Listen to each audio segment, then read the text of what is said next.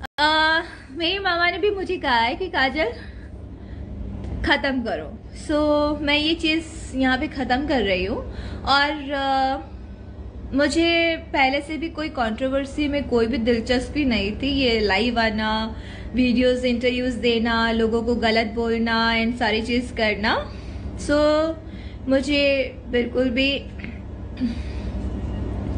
हाँ, नीतू उपाध्याय जी, बकवास बात पर ध्यान क्यों देती हैं आप? बकवास बातों पर मैं पहले भी ध्यान नहीं देती थी और अभी भी नहीं देना चाहती हूँ, बिकॉज मुझे वर्क करना है। मेरे लाइफ में बहुत सारी ऐसी चीज़ें हैं जिस पे मुझे फोकस करना है, वर्क करना है, और मैं वर्क से ही अपना काम करूँगी, अपना मेहनत से ही वर्क करना चाहती हूँ, और वही मेहनत में सबको दिखेगी भी अपने वर्क में। ये सब, इन सब चीज़ों से थोड़ी घर चलते हैं। काम करना होता है, मेहनत करनी होती है, और वो मैं कर सकती हूँ बिकॉज मैंने इतने साल से करी है, तो मुझे पता है। और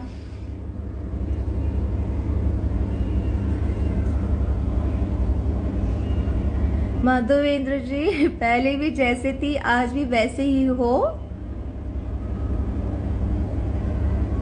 ऐसे ही आगे बढ़ते चलो।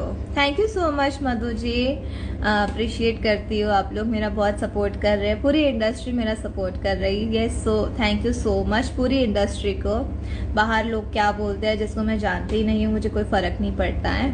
और मुझे इंडस्ट्री वालों ने ही बोला कि इन सब चीज़ों में कोई मतलब नहीं है बोलना, बिकॉज जो जिसकी चीज़ है वो उसी जगह पे रहेगा और वो वही चीज़ें कर सकते हैं।